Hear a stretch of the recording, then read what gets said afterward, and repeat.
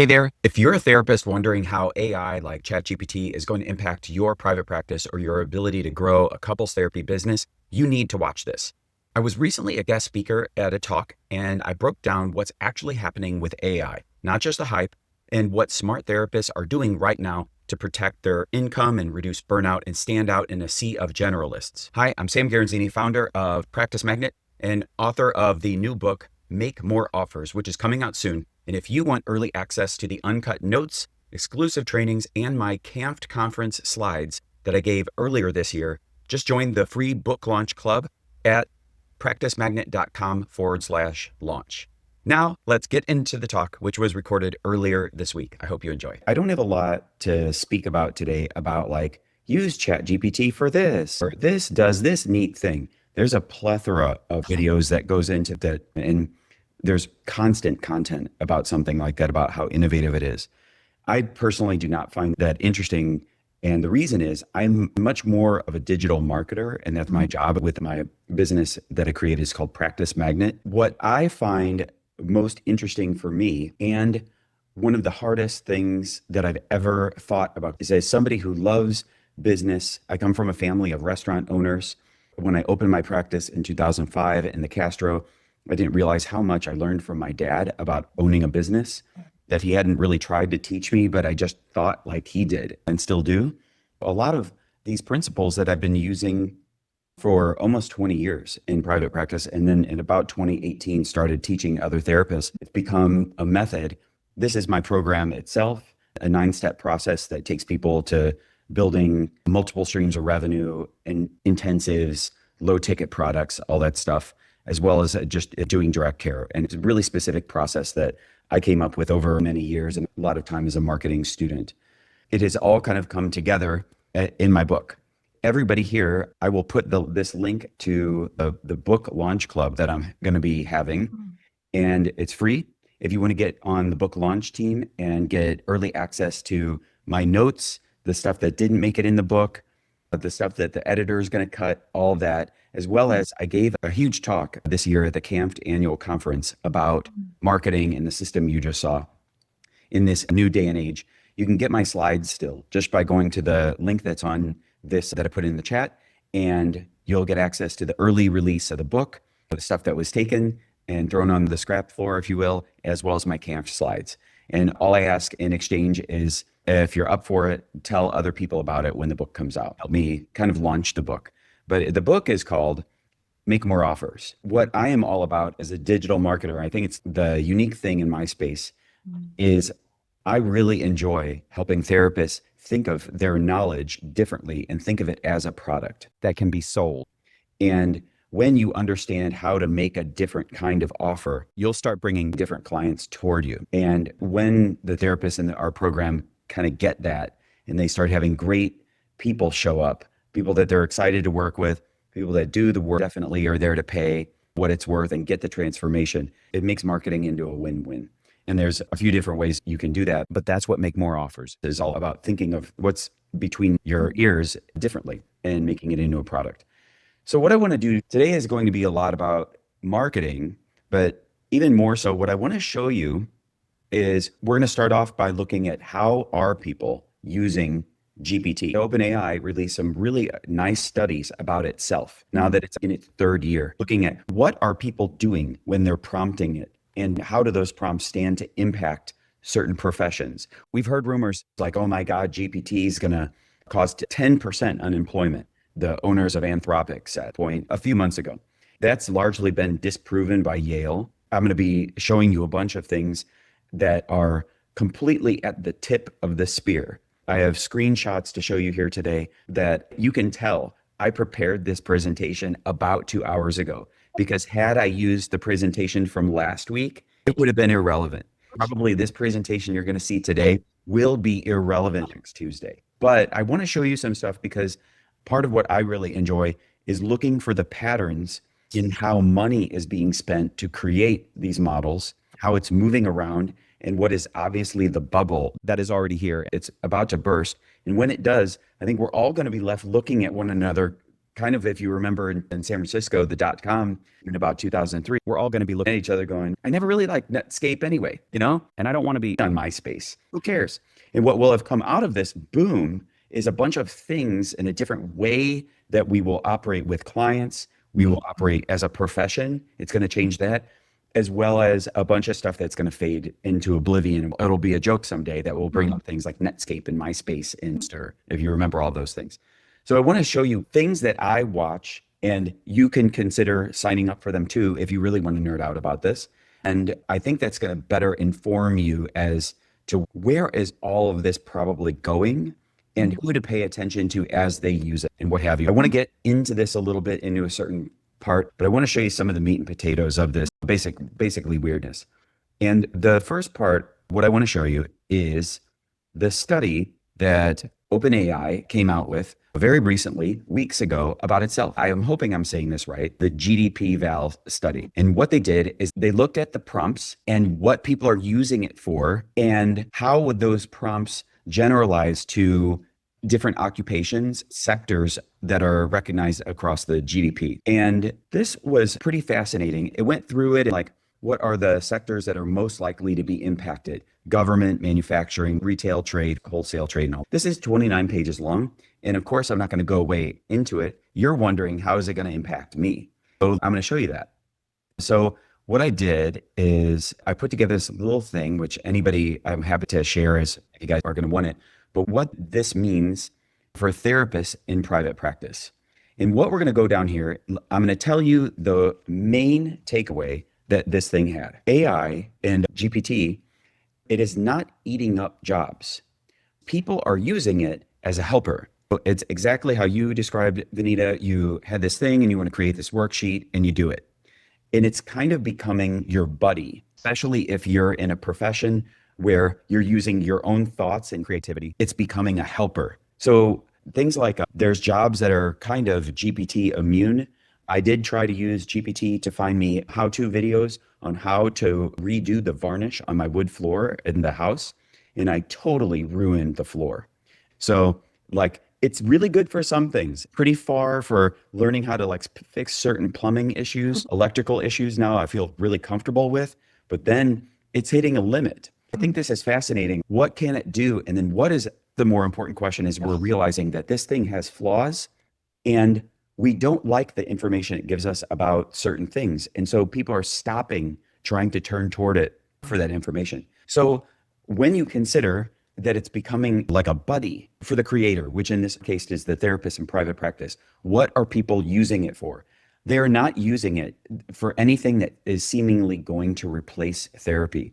And what I think is going to happen with it is it's actually going to bring more people into the therapy space, because we know that they're having conversations about like when they're at the very beginning of even understanding that they have like a relationship problem. But at some point, I think they realize this thing can only take me so far. Then they reach out for help from a real person.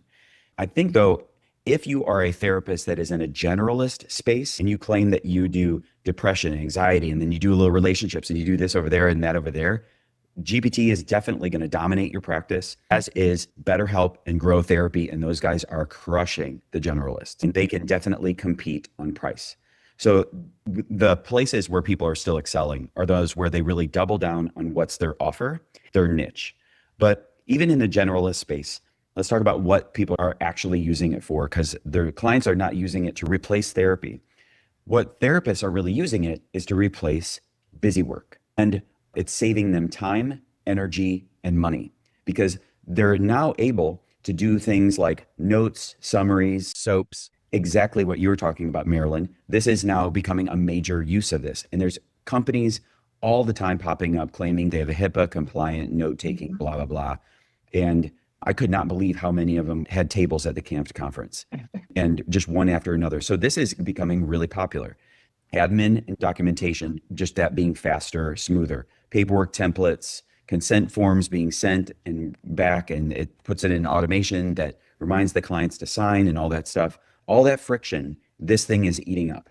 And then client communication, exactly like Marilyn, I think you said, like, and I've done this where I have to send a note to a client about how I got to move a session. I type actually 3 lines and I give it to GPT, and then it spits me back something that's polite, has a nice opener, a nice closing, all that stuff. No, nothing identifying, but it's very quickly getting us to success. And what's amazing about it is what we're doing instead of doing all that junk, doing more sessions.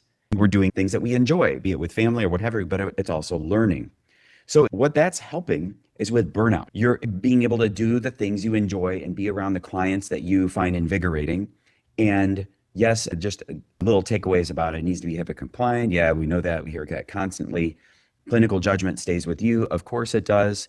And what it seems to be doing is it's taking about 20 to 30% of your job that's admin work and content creation. And that's where AI seems to be helping. That's pretty amazing. That's what it was showing across many sectors. AI is chomping away at all this admin stuff. One thing though to consider is who is in the middle of all the admin all the time, and they claim to be really good at it. Healthcare. So when I was in grad school, I paid for part of my grad school by working at Managed Health Network, HealthNet, still in existence today. And HealthNet and Managed Health Network, what they were there for was to be the admin bridge, people looking for help, and then them sitting in somebody's office going to therapy. And it's estimated that at least 30% of the premiums that the companies would pay goes simply to the admin of itself. Okay. So you better believe that if AI is here to eat up admin, these healthcare companies are staring right at it, salivating, because for it to, like, what if you didn't need a care manager to actually read the notes? What if the AI reads the notes? Now we don't need 10 care managers. And most of the denials are now going to totally come from AI. Probably going to start happening. So there's a huge financial incentive for them to pivot. That's what I think is going to be happening there. I want to present to you some other stuff that I think is so fascinating. And I want to show you some things I would suggest you pay attention to. I'll have links and all of this stuff toward the end. Here seems to be, as long as I've been reading these newsletters, there seems to be certain themes that come up regularly, not these AI newsletters and what's going on in that profession. Like there's always a new version of Claude that makes photos and it makes videos and you can deep fake it and all that other stuff, like all this stuff. Don't pay attention to that. Those are all shiny objects and they're all going to be irrelevant tomorrow because someone else is going to make a better one. What I think you should be watching is this. So one of the newsletters that I like is this guy, and it's called Superhuman. And he puts in really specific terms, really simple terms, the news that is happening in this profession. What I have found, the more that I pay attention to these little nuggets of news, you will hear how these things blew up and became an actual thing or imploded in about 6 months. And there's a few of these newsletters that are really good at understanding like, what would happen if this continued in a good way for the next 6 months? And then I sit here and I feel like sometimes I'm just shaking a magic 8-ball, trying to predict what the hell would happen if this continued for the therapy profession. So this is today. AI and ChatGPT and OpenAI might be getting an app store. Wow. Okay, that just kind of goes by. But just think about the implications that could have. The other thing, and I've got these laid out to you. These are actually, they're going to seem random, but by the end of this, I'm going to show you that there's an arc. There's a story happening here, and it deals with money and it deals with users. And those are the two things to be paying attention to, because if this profession, not our therapy profession, but if these guys, Sam Altman, Elon Musk, all of them, if they don't figure those two things out, which they're not doing a great job, all of this is done. So AI might be getting an app store, okay? We've got 800 million weekly active users. And this is news from today. 2 days ago, a school in Austin got rid of all of its, or needs less teachers. And instead, the students are only spending 2 hours a day. These are, I think, 4th graders, 2 hours a day using an AI-powered tutoring system. And the teachers are now called guides. They're there to guide the kids as they interact with the AI. And their testing now puts the kids at the one at like number one in some, nationally ranked testing or what have you. The cost of the school is 40 grand a year. All right. But it's invading the school system. And definitely therapists are teachers, right? We are two steps ahead using the Socratic method with our clients, teaching them different ways to think about things, just like kids. And so when you see stuff like this, you better wonder if that's what's coming to the profession, where this is going to be some kind of buddy that you use with your client. Now, this is where the money starts to get interesting. And investors have venture capital funding is powering nearly everything that you're experiencing with ChatGPT, Gemini, Claude, all of them. And VC funding, what it does, they have so far this year poured 192 billion into it, more than all of the other types of venture capital funding combined. Housing, stock market, all of it. And the thing that you have to have an eye on these VC firms is, you know what else they like to do? Get a return on their investment. So they do things like they create in 2008 subprime loans. And we know what happened with that. So these guys are the guys that are behind bubbles. And everything is showing that this is shaping up to be a massive bubble where the amount of money going in, it's definitely not equaling anywhere near the amount coming out. And if these guys don't start getting paid, they have to stop paying for it. And the payments that you and I are making for our $20 a month ChatGPT will absolutely not support the computing power that it needs in its current form. So they are leaving sectors like dumping money into healthcare, mobility, and climate because those aren't sexy and they're not making money. They need to go to other things where they are most likely to get a payment for their investors. So that's 2 days ago. They are still debating about whether it should have privacy controls like an always listening mic. Have you ever said something in your house and all of a sudden you see an ad? Has anybody had that happen? Yeah, I had that happen. And as soon as I figured it out, I was like, wait a minute. I have never talked about whatever it was, that topic, that thing. And now it's recommending to me an ad where I can go learn more about it. We immediately turned that. So there's the Google little this thing. All right.